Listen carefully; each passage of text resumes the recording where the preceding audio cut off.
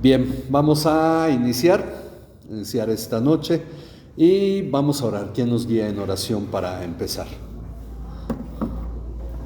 Padre, te damos gracias en el nombre bendito de Jesús, porque sigues actuando en nuestras vidas, porque tu palabra dice que tú pones en el hombre el querer como el hacer, por tu buena voluntad. Y eres tú, Señor, trayéndonos para seguir aprendiendo de tu palabra. Bendecimos tu nombre esta noche, Señor, y siempre te damos gracias, Señor, por todo lo que has hecho por nosotros. En el nombre precioso de Jesús. Amén. Amén. Bueno. Hoy vamos a la lección 16. Vamos a ver el capítulo 6 de Juan. Y vamos a empezar a ver este capítulo 6. Ya la semana pasada terminamos el 5. Dice aquí la introducción del estudio y desde aquí vamos a empezar a repartir lecturas. Jesús ha vuelto a Galilea. El pasaje, porque el capítulo 5 se desarrolla en Jerusalén y Juan empieza diciendo después de esto, entonces señala que Jesús ha vuelto a Galilea. El pasaje que Juan narra ahora es el único, aparte de la muerte y resurrección de Jesús, que se narra en los 4 evangelios. Hay cosas que solo narran 3 evangelios, cosas que solo un evangelio narra, pero este evento es el único de todos, aparte de la muerte y resurrección de Jesús, que los 4 evangelios narran. Ok, y por eso vamos a hacer referencia a este pasaje. Por ejemplo, dice, se desarrolla cuando Jesús se entera de la muerte de Juan el Bautista. Vamos a ver Marcos 14, del 9 al 13. Ok, a ver, ¿lo lees? Ya está, listo. Y ahí me disculpan, yo me voy a poner mi cobija porque sí, está bueno. Ahorita nos vamos a tomar un café y vamos a disfrutar esta reunión invernal. No, todavía no es invierno. Mateo 14, 9 al 13. Sí, es ahí, Mateo. Dile que ahí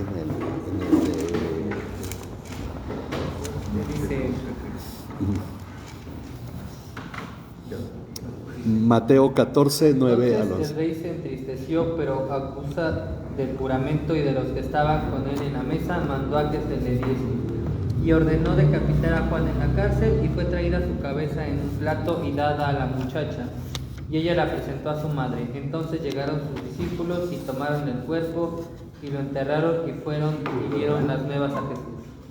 Oyéndolo, Jesús se apartó de ahí en una barca a un lugar desierto y apartado, y cuando la gente lo oyó, le siguió a pie desde las ciudades. Ok, la introducción de este pasaje en el Evangelio de Mateo viene inmediatamente cuando Jesús se entera de que Juan el Bautista fue ejecutado. Ok, entonces dice, se desarrolla cuando Jesús se entera de la muerte de Juan el Bautista. Y luego dice, desea dar descanso a sus discípulos. Vamos a ver Marcos 6, 30 al 31. Los apóstoles se reunieron con Jesús y informaron sobre todo lo que habían hecho y enseñado. Y él les dijo, vengan, apártense los demás a un lugar solitario y descansen un poco, porque había muchos que iban y venían, y ellos no tenían tiempo ni siquiera para comer. Y se fueron en la barca a un lugar solitario apartado, pero la gente los vio salir y muchos los reconocieron y juntos corrieron allá a pie de todas las ciudades y llegaron antes que ellos. Ok, ¿cuál era el propósito de apartarse? Jesús oye las noticias de Juan el Bautista, pero también les va a dar vacaciones, por decirlos, 2, 3 días, no sabemos cuánto, pero el plan es apartarse a un lugar solitario aparte. ¿Por qué? ¿Por qué darle descanso a los discípulos? Bueno, dice, a quienes había enviado a predicar. Vamos a ver Lucas 9, 1 y 2. Reuniendo a Jesús a los 12 discípulos, les dio poder y autoridad sobre todos los demonios y para sanar enfermedades. Los envió a proclamar el reino de Dios y a sanar a los enfermos. Ok, ahora el 10. Cuando los apóstoles regresaron, Dieron cuenta a Jesús de todo lo que habían hecho, y tomándolos con él, se retiró aparte a una ciudad llamada Betsaida. Ok, entonces regresan, Jesús los mandó a trabajar, fueron a predicar, y cuando regresan les dice, vámonos a una ciudad apartada, que ahí nos dice que el lugar se llamaba Betsaida. Bueno, para lo cual se aparta de los lugares habituales, pero la gente lo sigue. Él no los desprecia, sino que sigue su obra, aunque su intención haya sido dar un tiempo de reposo a los discípulos. No se pudo, pero Jesús quería darles este tiempo de descanso, que podríamos llamarlo vacaciones. Por ahí algunos pastores dicen, no, el pastor no debe tener vacaciones porque Jesús nunca tomó vacaciones. Bueno, aquí está el ejemplo que sí quería tomar eso. Más adelante otros evangelios, porque creo que Juan no lo hace, van a decir que se los llevó a la región de Tiro y Sidón, porque ahí sí nadie lo conocía. Y ahí es donde sana a la hija de una mujer sirofenicia. Esto es para completar ese propósito de darle reposo a sus discípulos, se los llevó más lejos. Y la verdad, pues yo sí lo entiendo, nos tomamos vacaciones, pero siempre hay algo que hacer, ¿no? Entonces, a menos que uno salga fuera, pues ya uno puede descansar. Bueno, vamos a leer Juan 6, del 1 al 29. Continuamos con nuestra hermana, un versículo cada quien. Después de esto, Jesús fue al otro lado del mar de Galilea, el de Tiberias. El 2. Y le seguía gran multitud porque veían las señales que hacían los enfermos. Entonces subió Jesús a un monte y se sentó ahí con sus discípulos. Estaba cerca la Pascua, la fiesta de los judíos. Cuando alzó Jesús los ojos y vio que había venido a él gran multitud, dijo a Felipe, ¿de dónde compraremos pan para que coman estos? 6. Lo decía esto para probarlo, porque él sabía que lo iba a hacer. Felipe le respondió, 200 denarios de pan no les bastarán para que cada uno reciba un pedazo. Uno de sus discípulos, Andrés, hermano de Simón Pedro, le dijo, Aquí está un muchacho que tiene 5 panes de cebada y 2 pececillos más. ¿Qué es esto para tantos? Entonces Jesús les dijo, haced recostar a la gente, y había mucha hierba en aquel lugar, y se recostaron como un número de 5,000 varones. Entonces Jesús tomó los panes y, habiendo dado gracias, los repartió a los que estaban sentados, y lo mismo hizo con los pescados, dándoles todo lo que querían. Y cuando se hubieran saciado, dijo a sus discípulos, recoged los pedazos que sobraron para que no se pierda nada. Ellos los recogieron y llenaron 12 cestas con los pedazos de los 5 panes de cebada que sobraron a los que habían comido. La gente entonces, al ver la señal que Jesús había hecho, decía, verdaderamente este es el profeta que había de venir al mundo. pero entendiendo Jesús que iban a venir para apoderarse de él y hacerle rey, volvió a retirarse al monte él solo.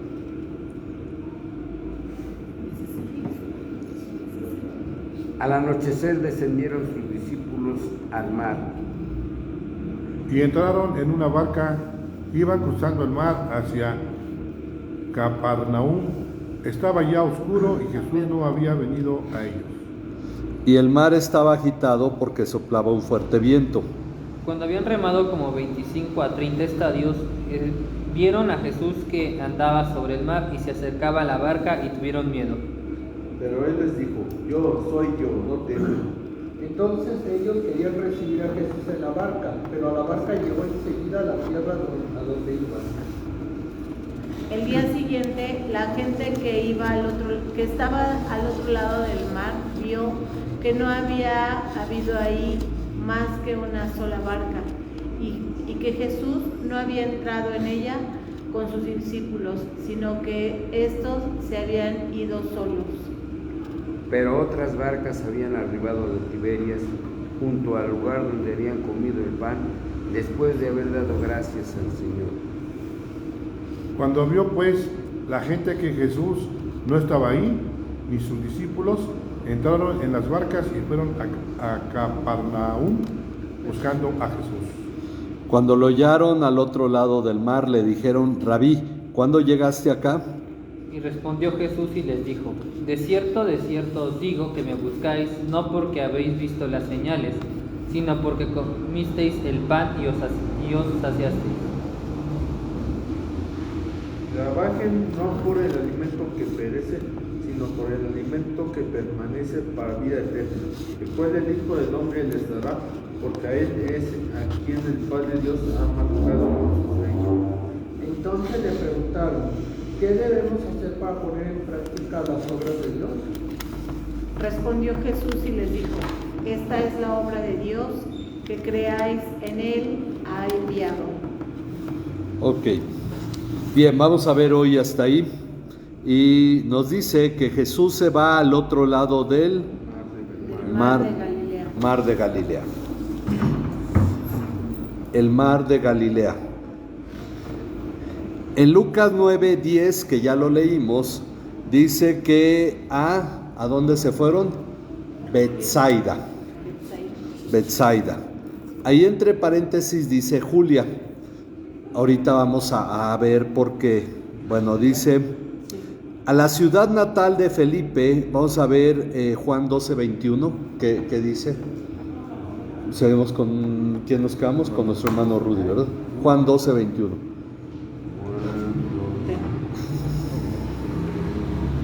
Entonces, pues, se acercaron a Felipe, que era de Betsaida de Galilea, y le rogaron, diciendo: Señor, quisiéramos ver a Jesús.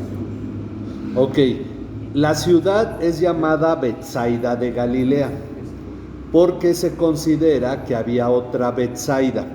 Ok, esta Betsaida está en el lado occidental del mar de Galilea, más o menos, digamos, si hace un círculo el mar de Galilea, está en el lado occidental por donde está Capernaum y lo que se llama Genezaret, que el mar también era conocido como el mar de Genezaret, mar de Cineret, lago de Galilea, tiene muchos nombres.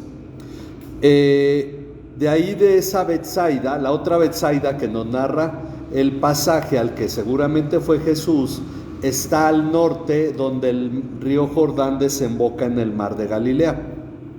Ok. En Juan 1:44 nos dice que también era la ciudad de Andrés y Pedro. ¿Qué dice? ¿A quién sigue? No, ¿Juan qué? 1:44. 1:44.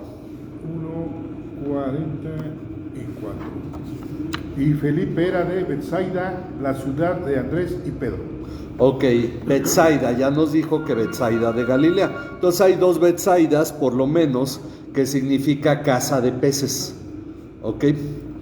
Ahora, dice, se le llama Betsaida de Galilea para diferenciarla de la otra Betsaida que no estaba en Galilea, Betsaida Julia, ciudad recientemente levantada en aquel tiempo por el tetrarca Felipe, que ya no era de Galilea, era del otro lado porque estaba del otro lado del Jordán, a la que había dado el nombre de la hija del emperador Augusto, que se llamaba Julia, y le puso Betsaida Julia.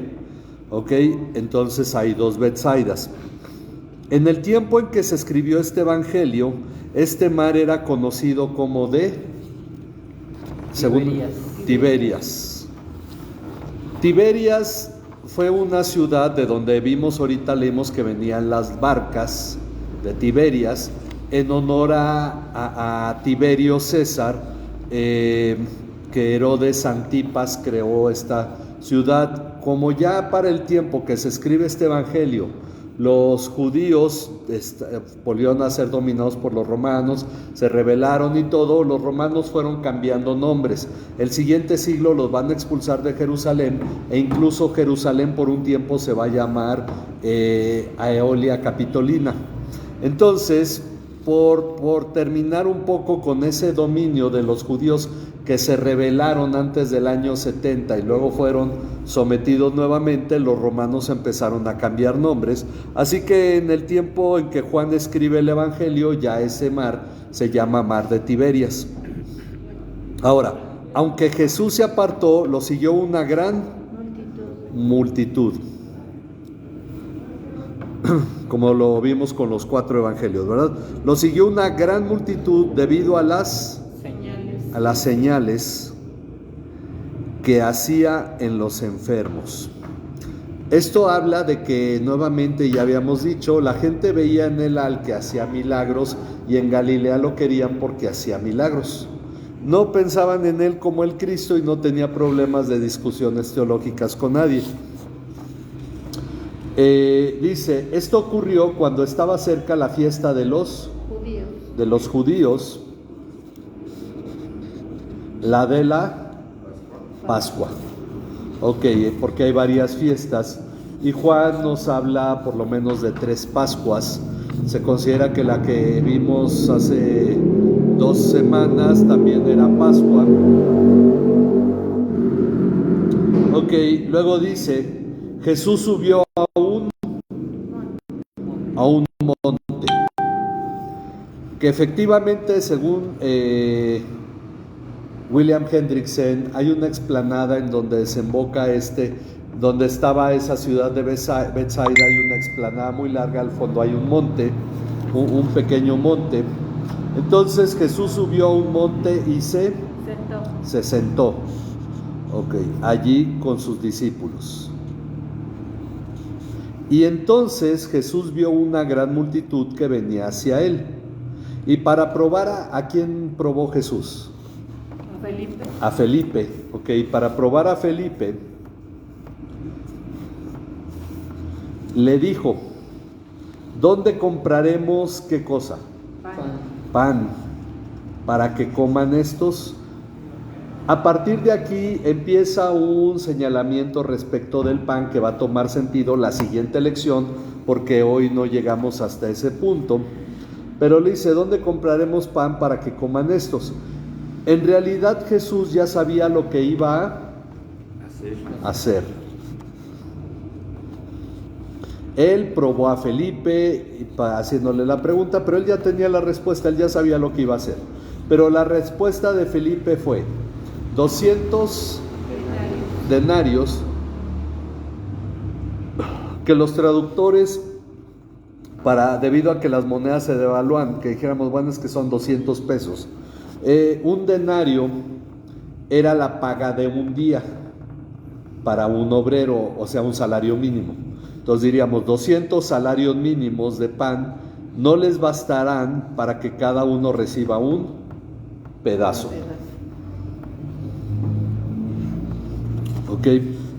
Entonces sería hoy, como sea, sería mucho dinero y nada más se le daría un pedacito a cada uno, ¿no? Jesús está probando a Felipe para ver hasta dónde ha entendido quién es él, si es que acaso ha entendido que este asunto lo puede resolver él mismo sin ningún problema. Si era, Señor, pues multiplica los panes, no hay problema, o tú puedes hacer que caiga maná del cielo.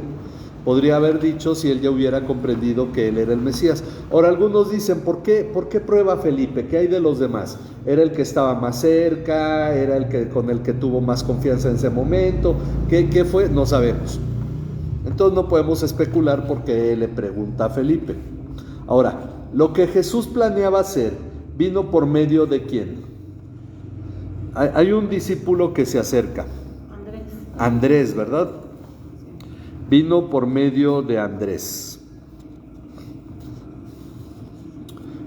el hermano de Simón Pedro, que le presentó a Jesús a un muchacho que traía panes de cebada. 5 panes primero. 5 panes, porque hasta ahí de cebada. Y 2 peces. Traía 5 panes de cebada y 2 peces. Andrés participa en la respuesta de Jesús, mas no tiene su fe en él, es decir, es un instrumento, encontró al joven, lo trajo, y entonces él no tiene fe, pues cuestiona, ¿pero qué es esto para tantos? ¿Qué es esto para tantos? Bueno, pues sí, hasta uno solito se comía todo eso, ¿no? O a lo mejor sí compartía los panes, pero los 2 peces sí se los comía. Bueno, dice, pues la multitud estaba conformada por unos, 5,000, si quieren poner el número o las letras, como Unos 5,000 hombres más mujeres y niños. Se podría calcular unos 10,000 posiblemente en total. Más. O más, exacto. Todos eran casados. Y todos llevan su familia. Y por lo menos 2 niños, ya estamos hablando de unos 15,000 por lo menos, ¿no? O 20. Sí. Bueno. Ok. Pero el caso es que en realidad era una multitud enorme. Ya después de 5,000 ya no le calculas. Si son 10,000, ¿no? Entonces, si son 15,000, 20,000. Bueno, él dice, Jesús mandó que la gente se recostara. Dice aquí se sentara, creo esta versión, porque sí, que la gente se siente. Entonces, como quieran ponerle, o que quepa ahí en el espacio. Jesús mandó que la gente se sentara en la hierba. Pues siendo primavera, había mucha hierba para sentarse. ¿Cómo sabemos que era primavera? Porque estaba cerca la fiesta de la Pascua, que es entre marzo y abril. Ok, entonces había mucha hierba para sentarse. Dice, y tomando los panes, primero solo se ocupa de los panes. Tomando los panes y habiendo dado gracias. O sea, habiendo orado, ¿verdad? Tomando los panes y habiendo dado gracias, los repartió a la multitud. Ok, y haciendo lo mismo con los peces. El asunto es que menciona primero los panes. Como hemos dicho, va a destacar el papel del pan, que va a tomar su sentido en la próxima lección. Ok, hace lo mismo con los peces, dio a cada uno todo lo que querían hasta quedar saciados o satisfechos, ¿verdad?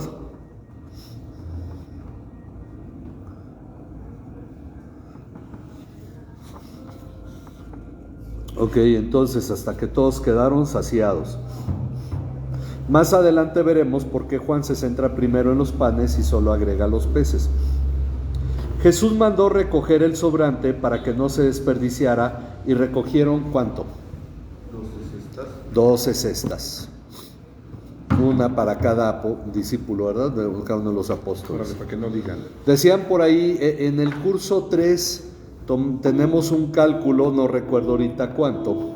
Si eran 10,000 personas y los 12 discípulos eran los que repartían el pan, cada discípulo le tocó servir por ahí de 700 a 800 personas. Es decir, llevar el pan cargando, etcétera, lo que fue. No, digo, al principio no pesaba porque era poco, no sabemos cómo se multiplicó, si empezó a brotar o simplemente daban y daban y daban y no se acababa. Pero la caminadita era una... Y recuerden que ellos venían para descansar. Ok, ese era el plan. Bueno, dice, Dios da en abundancia. Jesús no solo les dio lo necesario, les sació e incluso sobró. Pero recordemos que el propósito del viaje era dar reposo a los discípulos que ahora estuvieron trabajando arduamente. Ahora, ¿trabajando por qué? Porque Juan no se centra en todo más que en el milagro de la alimentación. Pero los otros evangelios dice que traían enfermos, traían endemoniados, y Jesús les enseñó y se dedicó a estar sanando. Entonces, pues era organizar la gente y todo, era trabajo. Entonces los discípulos estuvieron trabajando arduamente. Exactamente. Al ver esta señal, la gente decía, en verdad este es el profeta que había de venir al mundo. Están hablando del profeta que ya hemos mencionado en lecciones anteriores, del que habló Moisés. Profeta como yo les levantará el Señor, a él escuchen. Y entonces está hablando de Jesús y algunos lo reconocen como ese profeta. Entonces ellos reconocen que él es el profeta que había de venir al mundo. Bueno, parece que la gente está comprendiendo quién es Jesús. Pero Jesús se dio cuenta de que iban a venir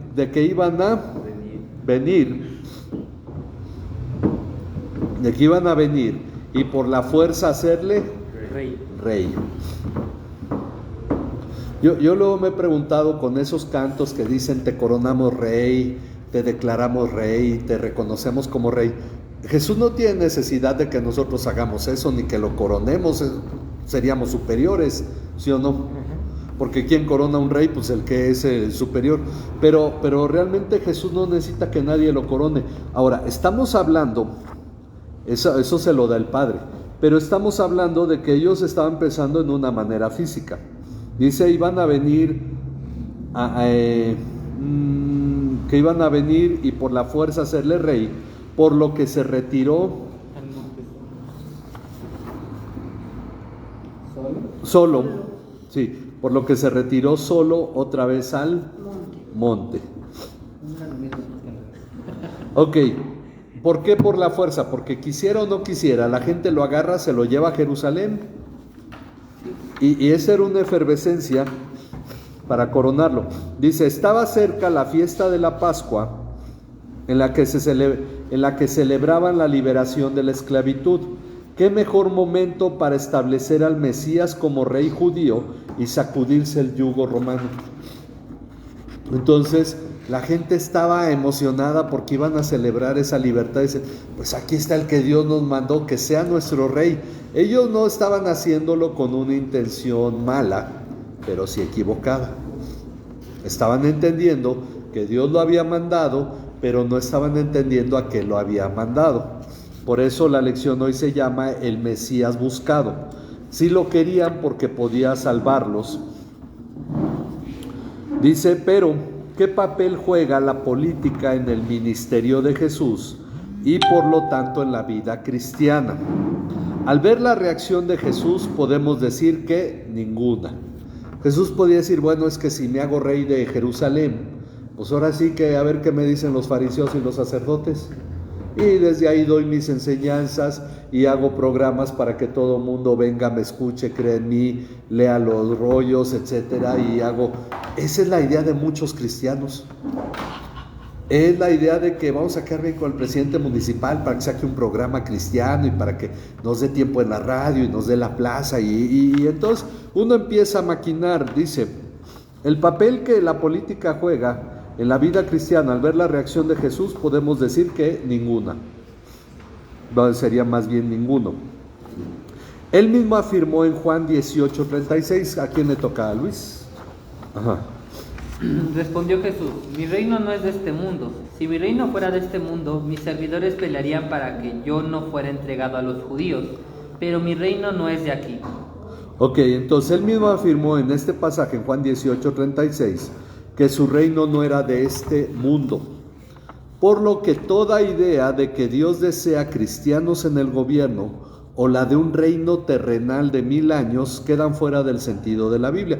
De hecho, de esto explicamos el domingo, en eso consistió la predicación, ver que esas ideas vienen, de hecho, curiosamente desde un cura en el siglo XVI, ¿verdad? De Francisco Rivera, que fue escribiendo esto, luego lo pasó los que estuvieron, estaban en clase, no estuvieron los hermanos, pero sí lo hablamos, ¿verdad? De Francisco Rivera, luego casi 200 años después, lo escribe Manuel Lacunza en Chile, su libro es un monje jesuita, su libro es considerado hereje, por eso lo escribe a nombre, con un seudónimo judío del rabí Juan Josafat Ben Ezra.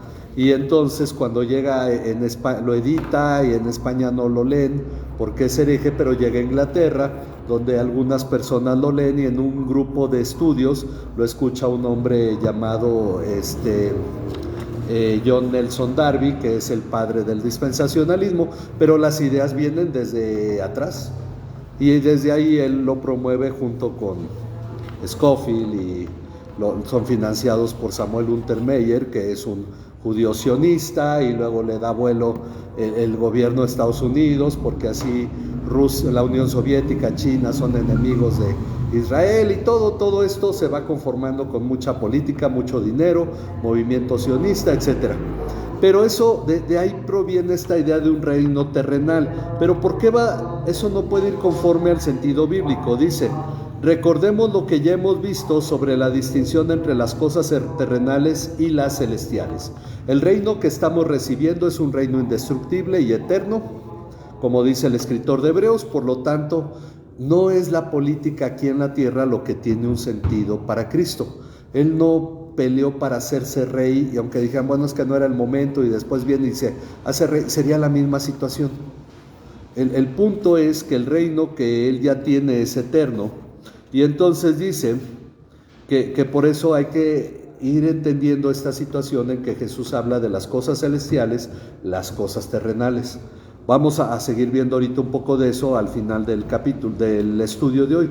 Dice, se entiende que al retirarse al monte solo, cuando dice Jesús se retiró solo, lo que realmente implica se refiere a sin la multitud, pues sus discípulos subieron con él. Es lo que nos dice el pasaje. Bueno, no dice que subieron, pero sí dice que al atardecer solo ellos bajaron. Bajaron hasta el mar. No es que Jesús haya dicho, ya no quiero nada, y dejó a los discípulos y a la multitud y se fue. No, dice que despidió a la multitud, subió al monte, los discípulos subieron, se entiende, luego bajan ellos, Jesús se queda solo, y entonces dice, al atardecer solo ellos bajaron hasta el mar, y subiendo en una barca, de hecho la única barca que había, y subiendo en una barca se dirigieron al otro lado del mar.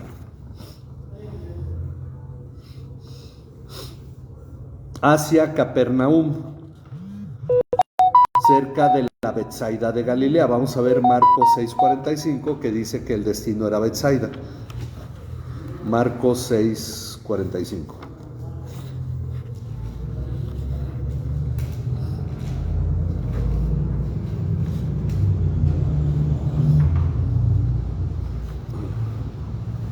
Enseguida Jesús hizo que sus discípulos subieran a la barca y fuera delante de él al otro lado a Betsaida, mientras él despedía a la multitud.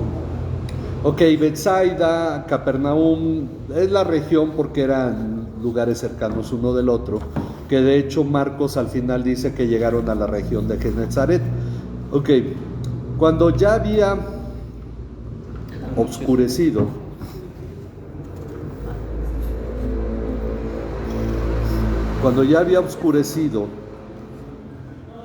Jesús que se había ¿a qué se quedó Jesús? Vamos a ver Mateo 14:23.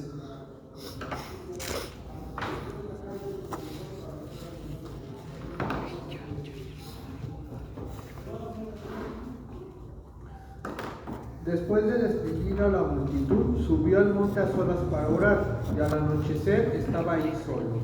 Ok, entonces él se había quedado a orar. Jesús, que se había quedado a orar, todavía no había venido a donde ellos estaban. Ahora, un comentarista decía, bueno, no es que los discípulos se quedaron esperando a ver a qué horas viene Jesús.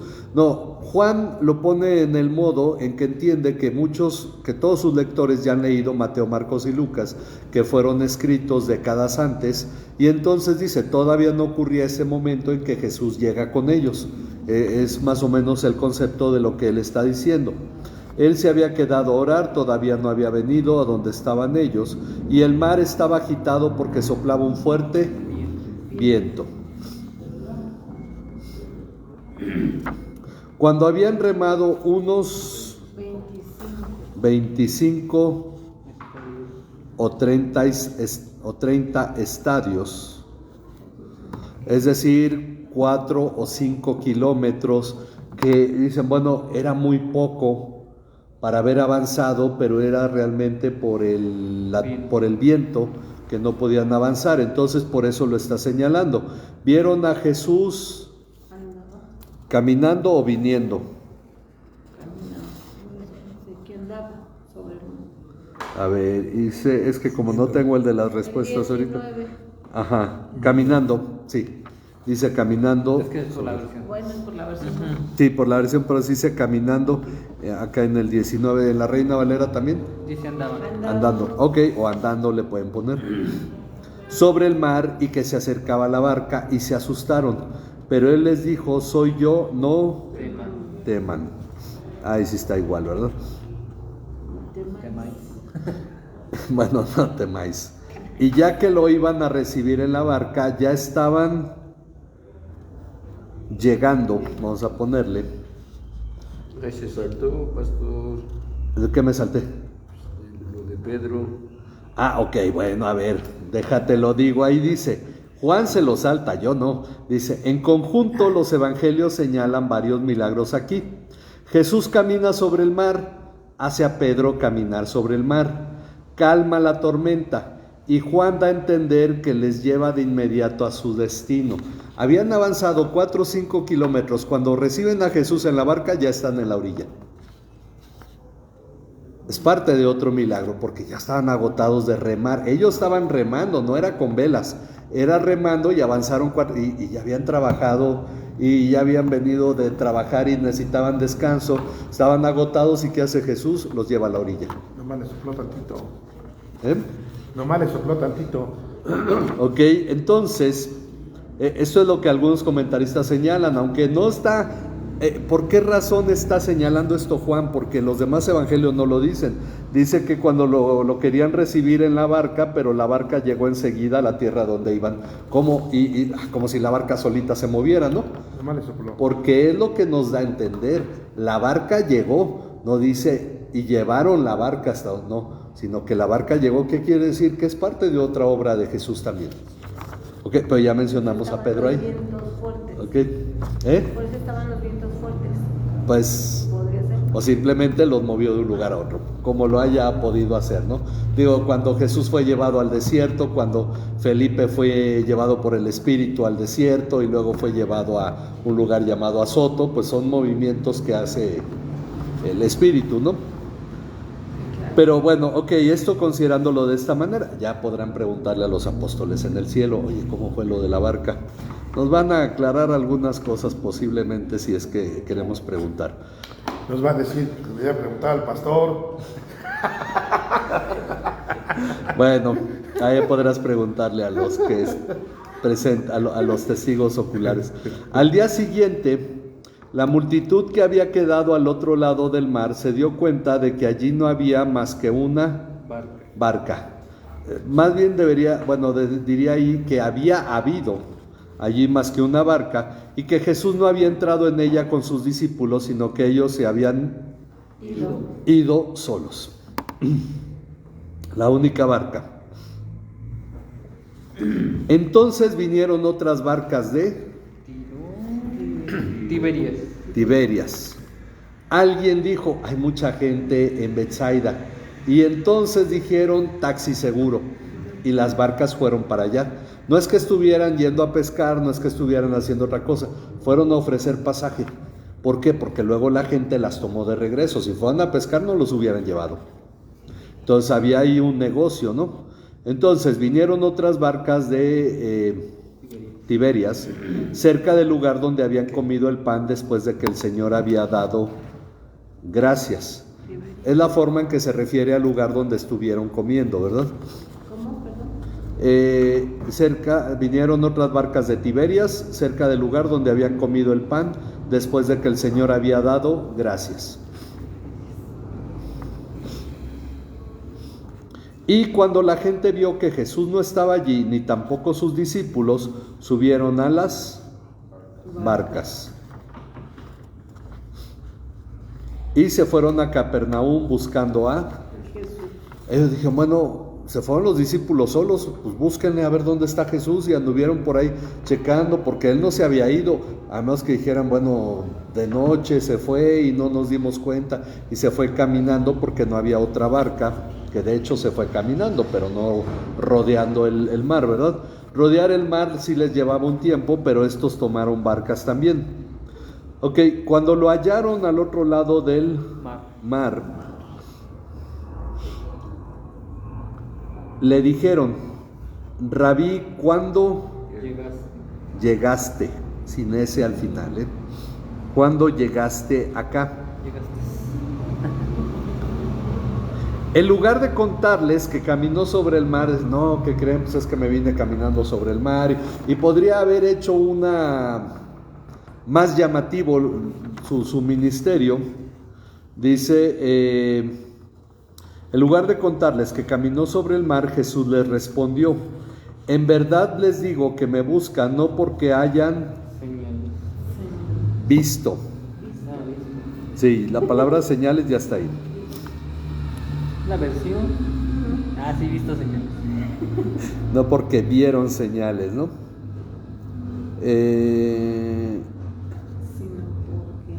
No porque hayan visto señales, sino porque han comido de los panes y se han saciado.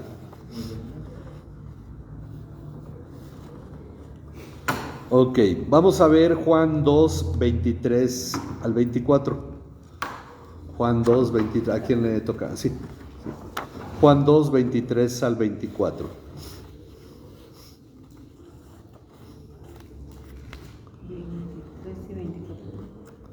Estando en Jerusalén en la fiesta de la Pascua, muchos creyeron en su nombre, viendo las señales que hacía. Pero Jesús mismo no se fiaba de ellos, porque conocía a todos. Al 25 también, perdón, me faltó. Okay. Sí. Y no tenía necesidad de que nadie le diese testimonio del hombre, pues él sabía lo que había en el hombre. Ok, entonces, aquí vimos que aunque muchos creían en su nombre por las señales, Jesús no se confiaba de ellos porque sabía lo que había en su corazón. Entonces, él sabía por qué le buscaba a la gente. Él sabe el motivo, ya hablamos en nuestro tiempo, él sabe el motivo real por el que la gente le busca. Y esto incluye los motivos egoístas, pues él sabe quién en verdad desea hacer su voluntad. Entonces, algo que el pasaje nos va enseñando tanto en el capítulo 2, 23 al 25, como aquí. Por lo tanto, les instruye. ¿Qué es lo que les dice? Estamos en el versículo 26. No, 27. Trabajen. Vamos a ponerle trabajen.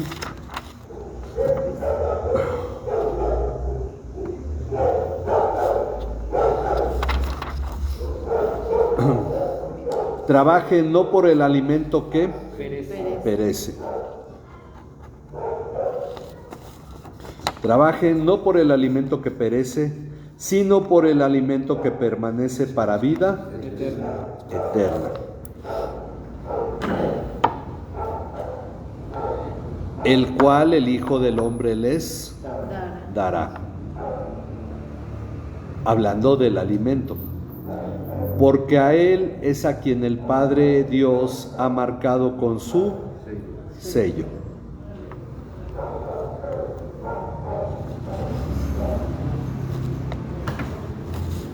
Ok, una vez más Jesús distingue lo espiritual de lo terrenal, lo que decíamos. Él sigue haciendo esta distinción, no en términos y cuestión terrenal, si va a haber comida en abundancia si ustedes creen en mí, no está diciendo eso. O trabajen y yo voy a prosperar su trabajo para que coman bien. No, lo que está diciendo es, al separar lo espiritual de lo terrenal, el trabajo mismo, aunque material y terrenal, no tiene un propósito así, sino que es para lo eterno, para glorificar a Dios y avanzar en el crecimiento espiritual. De alimentarnos Dios se encarga si nosotros hacemos la parte espiritual que nos corresponde. Lo que dice por ahí Mateo 6, ¿no? Mas busquen el reino de Dios, su justicia, y todas estas cosas les serán añadidas. Hacemos nuestra parte espiritual, Él se encarga de nuestro sustento. Entonces, ¿qué quiere decir? Yo voy a trabajar no porque yo dependa de eso para comer, sino porque es una forma de glorificar a Dios. Y por eso voy a trabajar para que eso redunde en la comida eterna o en el alimento eterno, para vida eterna. Dice, el Hijo del Hombre nos dará el alimento para vida eterna. Además de la provisión material, nos da su presencia misma en nuestra vida para entender y practicar la voluntad de Dios.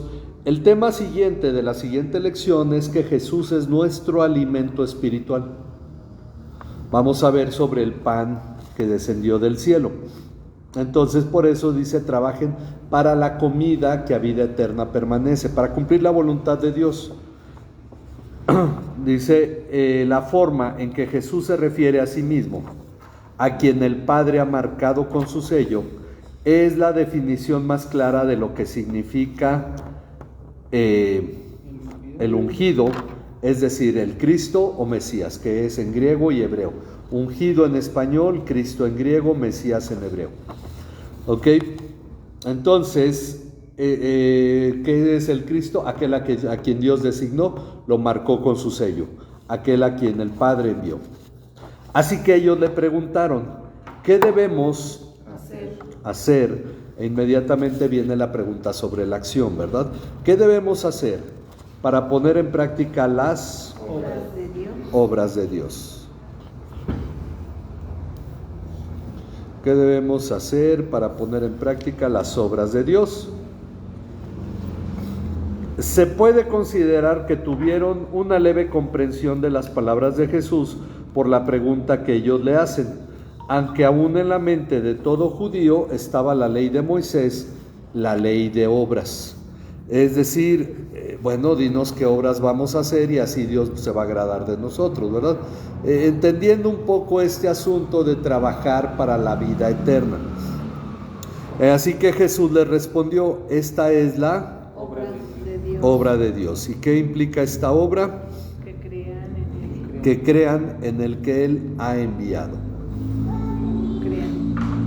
Ahora, no está hablando específicamente de la salvación, está hablando tanto de la salvación como del crecimiento. Dice, la salvación es por gracia, pero también lo es el crecimiento. Creer en Jesús, el enviado del Padre, es la obra de Dios. Esto significa depender de Jesús al creer en Él. Lo que Dios espera de nosotros, ¿qué es? Que creamos en Jesús. De otro modo no podemos hacer nada. ¿Qué dice Juan 15:5? Para terminar, Juan 15:5. Sí.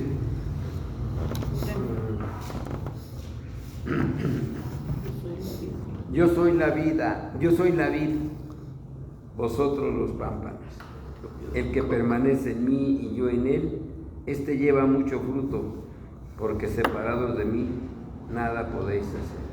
Ok, entonces Jesús dice, separados de mí nada pueden hacer. ¿Qué espera Dios que hagamos? Que creamos en Jesús. ¿Y qué significa creer en Jesús? Permanecer en Él, tomados de la mano de Él. Por eso busqué concluir esto con esta frase: no podemos ser verdaderos cristianos si no vivimos unidos a Jesús. Entonces, esto es lo que nos está enseñando en este pasaje Jesús, que realmente la obra de Dios que agrada a Dios para salvación y para crecimiento es que creamos en Jesús. Entonces uno dice, ¿cuál es ahí la obra? Sí hay un mérito en creer, pero esa misma fe nos la da Dios. Pero una vez que hemos sido salvos, debemos seguir creyendo en Jesús. Esa es la obra de Dios. Esa es la voluntad de Dios. Entonces eso ya nos traslada al asunto de, bueno, ¿y qué dijo Jesús para creer en Él? Y entonces ya me involucra en la palabra de Dios. ¿Alguna pregunta? ¿Comentario? Bueno, pues vamos a terminar entonces, vamos a orar para dar gracias a nuestro Dios. Sobre lo que hablamos de la conferencia del domingo pasado, está aquí en Facebook para quienes quieran verlo y de esta manera pues ser edificados con este tema que también mencionamos ahorita. Entonces pues vamos a ponernos en las manos de Dios, vamos a orar por toda la iglesia, que en realidad se cumpla en cada uno esta frase, creer en Jesús, vivir unidos a Jesucristo para cumplir con la voluntad de Dios. Padre, gracias por tu obra, por tu amor y bondad hacia nosotros. Confiamos que tú vas a cumplir tu propósito para el cual nos llamaste, Señor, para el cual tú nos das vida eterna, Señor, para que sea hecha tu voluntad en nosotros, Señor. Te pedimos porque nos des sabiduría para entender las palabras de Jesús, para poder comprender, Señor, el por qué nosotros debemos esforzarnos, Señor, porque lo que hagamos en esta vida en verdad cumpla un propósito eterno, más que un propósito temporal, terrenal, Señor, que también, Padre, será para bendición en lo terrenal, en en lo material, Señor, pues necesitamos alimento, necesitamos vestido, descanso, pero sabemos que tú eres nuestro sustentador y lo que nos corresponde es mantenernos nosotros unidos a Jesús. Te pedimos que nos des sabiduría, que podamos comprender tus palabras, que nos des esta vida, Señor, este pan que Jesús es para nosotros, Señor, y que nosotros podamos vivir de la manera correcta, glorificando tu nombre. En tus manos nos ponemos, en el nombre de tu Hijo Jesucristo. Amén. Amén. Que el Señor bendiga a cada uno. Nos despedimos, Dios les bendiga y les recordamos que el sábado tenemos actividad infantil. Esperamos a todos los niños para que participen en esta actividad. Dios les